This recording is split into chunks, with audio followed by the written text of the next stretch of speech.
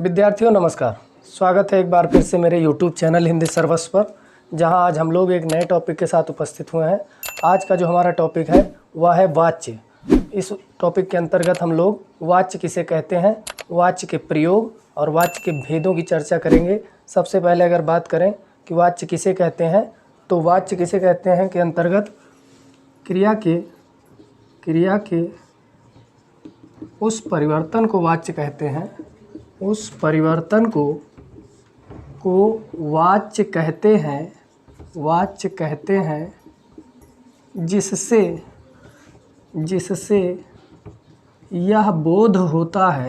जिससे यह बोध होता है कि वाक्य में किसकी प्रधानता है।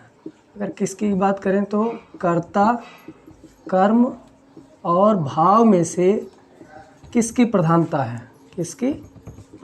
है, ठीक।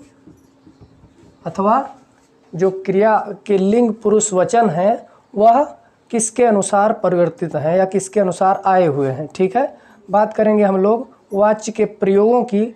तो वाच्य के प्रयोग का जो अध्ययन होता है उसमें यही मुख्य बात होती है कि वाक्य में क्रिया के लिंग, वचन और पुरुष का जो अध्ययन है। वाक्य में अगर वाच्य प्रयोग की बात करें, वाच्य प्रयोग, तो इसके अंतर्गत जो क्रिया के लिंग,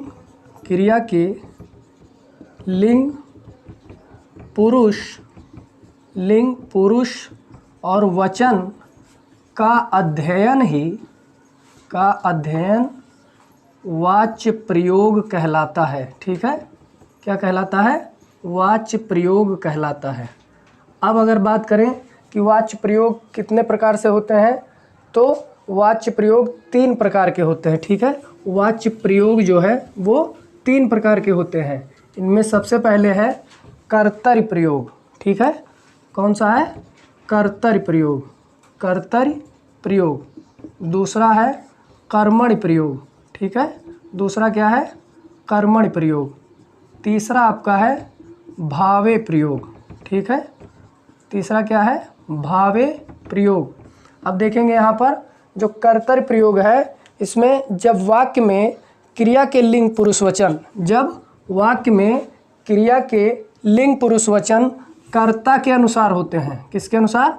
कर्ता के अनुसार होते हैं, ठीक है। तो वहाँ पर कर्तरी प्रयोग होता है, ठीक। और जब क्रिया के लिंग पुरुष वचन कर्म के अनुसार होते हैं, ठीक है, तो वहाँ पर कर्मण प्रयोग होता है। और जब क्रिया के लिंग पुरुष वचन, ठीक है, जब क्रिया के लिंग पुरुष वचन कर्ता अथवा कर्म के लिंग पुरुष वचन के अनुसार ना हो करके एक वचन पुल्लिंग, ठीक है ना, एक वचन और पुल्लिंग होते हैं, तो वह भावे प्रयोग होता है, ठीक है। अब हम उदाहरणों की बात करेंगे। कर्तरी प्रयोग के उदाहरण की बात करेंगे। सबसे पहले जो कर्तरी प्रयोग है, इसमें जैसे राम खाता है, ठीक, राम खाता है। अब यहाँ देखिए जो खाना क्रिया है वो राम के लिंग पुरुष वचन के अनुसार है। राम पुल्लिंग है, एक वचन है, ठीक है। और खाना क्रिया भी क्या है? पुल्लिंग है और एक वचन है, ठीक, पुल्लिंग एक वचन है। अब अगर बात करें कर्मण प्रयोग के उदाहरण की, तो इसमें जैसे सीता ने रोटी खाई, ठीक है। यहाँ पर क्रिया जो है स्त्रीलिंग है। क्रिया कैसी है? स्त्रीलिंग है। चलिए यहाँ पर अगर पुल्लिंग कर देते हैं, ठीक है। राम ने रोटी खाई, तो राम पुल्लिंग है, ठीक, लेकिन जो क्रिया है वो स्त्रीलिंग की है, क्योंकि इसका जो है जो परिवर्तन हुआ है वो कर्म के अनुसार हुआ है, ठीक है। और कर्म आपका जो रोटी है वो स्त्रीलिंग है। अब अगर बात करें भावे प्रयोग की, तो भावे प्रयोग में ये कहा गया कि क्रिया का लिंग पुरुष वचन ना तो कर्ता के अनुसार होता है और ना ही कर्म के अनुसार होता है, वो हमेशा पुल्लिंग एक वचन में होता है। उदाहरण की बात करें तो मुझसे चला नहीं जाता, ठीक, मुझसे चला नहीं जाता, चला नहीं जाता। यहाँ पर जो क्रिया है वो पुल्लिंग है, एक वचन है। अब सोच रहे होंगे आप लोग कि भावे प्रयोग कैसे हम समझ पाएंगे। तो यहाँ देखिए, मुझसे की जगह पर किसी का भी, चाहे पुल्लिंग हो चाहे स्त्रीलिंग हो, कर देंगे अगर सीता से, ठीक है, सीता से चला नहीं जाता, राम से चला नहीं जाता, तो ना तो ये जो है क्रिया राम के अनुसार बदल रही है और ना ही सीता के अनुसार बदल रही है, ये हमेशा पुल्लिंग एक वचन में है। दूसरा उदाहरण मैं आपको बताऊं, रानी ने सहेलियों को बुलाया, रानी ने सहेलियों को बुलाया। अब यहाँ पर सहेलियाँ स्त्रीलिंग है, रानी भी स्त्रीलिंग है, लेकिन बुलाना जो क्रिया है वो पुल्लिंग एक वचन की है, ठीक है। और यहाँ पर किसी का भी नाम हो जाएगा या किसी को भी बुलाया तो चाहे वो पुल्लिंग हो या स्त्रीलिंग हो, लेकिन क्रिया जो है एक वचन पुल्लिंग ही रहेगी। तो ये आपका भावे प्रयोग है। हाँ, तो बात करेंगे हम लोग वाच्य के भेदों की। तो वाच्य के भेदों की बात करें तो अभी हमने बात की प्रयोग की, तो प्रयोग के आधार पर वाच्य के 3 प्रमुख भेद होते हैं। पहला है कर्तृवाच्य। कर्तृवाच्य के अंतर्गत कर्ता की प्रधानता होती है। किसी जब वाक्य में जब कर्ता की प्रधानता होती है तो उसे कर्तृवाच्य कहते हैं। जो कर्तृवाच्य की ध्यातव्य बात है वो ये है कि इसमें जो क्रिया होती है, इसमें क्रिया सकर्मक और आकर्मक दोनों हो सकती है, सकर्मक और आकर्मक, ठीक है, सकर्मक और आकर्मक दोनों होती है, ठीक। उदाहरण ले लीजिए, राम रोटी खाता है, या जो है राम जाता है। यहाँ पर ये क्रिया आकर्मक है और ये क्रिया जो है सकर्मक है, क्योंकि यहाँ पर कर्म उपस्थित है और यहाँ पे कर्म उपस्थित नहीं है।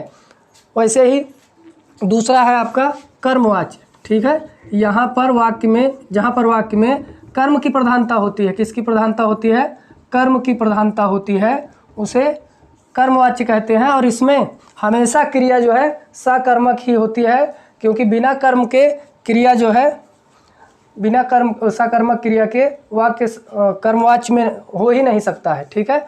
और अगर बात करें भाववाच्य की तो इसमें क्रिया की प्रधानता होती है, किसकी, क्रिया की प्रधानता होती है। भाववाच्य में क्रिया की प्रधानता होती है और उसके साथ साथ जो मुख्य बिंदु है, ध्यातव्य बिंदु है, क्रिया हमेशा आकर्मक, क्रिया हमेशा क्या होती है, आकर्मक, ठीक है। क्रिया अगर यहाँ सकर्मक हो जाएगी तो वो कर्मवाच्य हो जाएगा, ठीक है। तो यहाँ क्रिया हमेशा आकर्मक होती है और पुल्लिंग एक वचन में होती है, ठीक है। अब हम बात करेंगे उदाहरणों की, ठीक है। तो उदाहरणों में बात करें अगर, तो सबसे पहले बात करेंगे कर्मवाच्य के उदाहरण की, ठीक है। खाना खाया गया, ठीक। उसके बाद आम पक गए, ठीक है। ये आपके कर्मवाच्य के उदाहरण हैं। अगर उदाहरणों की बात करें अगर भाववाच्य के, तो उदाहरणों में मुझसे चला नहीं जाता, ठीक है, मुझसे चला नहीं जाता, मुझसे खाया नहीं जाता, मुझसे पिया नहीं जाता, ये सब जो है आपके भाववाच्य के उदाहरण हैं। अब देखिए, कुछ लोगों में कन्फ्यूजन होती है, वो जो है कर्म जो प्रयोग कर्मण प्रयोग का अध्ययन जब करते हैं और उसके उदाहरणों में वो कर्मवाच्य मानते हैं। जैसे आपने देखा होगा कि अभी हमने उदाहरण दिया था कि राम ने रोटी खाई। यहाँ पर कुछ लोग ये तर्क देते हुए कि क्रिया का लिंग पुरुष वचन रोटी के अनुसार है, इसलिए ये कर्मवाच्य है, ठीक है। अब वाच्य के दृष्टिकोण से देखें तो ये वाच्य जो है रूप के अनुसार, किसके अनुसार, रूप के अनुसार, रूप के अनुसार तो जरूर कर्मवाच्य है, ठीक है। ये ध्यान रखेंगे, रूप के अनुसार कर्मवाच्य है, लेकिन अर्थ के अनुसार, किसके अनुसार, अर्थ के अनुसार यह वाक्य जो है कर्तृवाच्य है, ठीक। तो ये चीज़ ध्यान रखेंगे। अब बात करेंगे हम लोग कि जो परिवर्तन किए जाते हैं किस प्रकार से किए जाते हैं, ठीक है। कर्मवाच्य में कर्ता की उपस्थिति नहीं होती है, ठीक है, लेकिन अगर परिवर्तन करने के लिए कहा जाए तो वहाँ पे परिवर्तन करते समय, जैसे अगर आपको कोई वाक्य दिया गया है कि सीता खाना पकाती है। ठीक है, ये कर्तृवाच्य का वाक्य है। अगर इसे आपसे कहा जाए कि कर्मवाच्य में बदलिए, तो यहाँ पर जो कर्मवाच्य में बदलने का नियम है उसमें कहा गया है कि कर्ता के साथ करण कारक, ठीक है ना, कर्ता के साथ करण कारक और क्रिया जो है वो उसका लिंग पुरुष वचन कर्म के अनुसार कर दिया जाता है। देखिए, सीता से या सीता के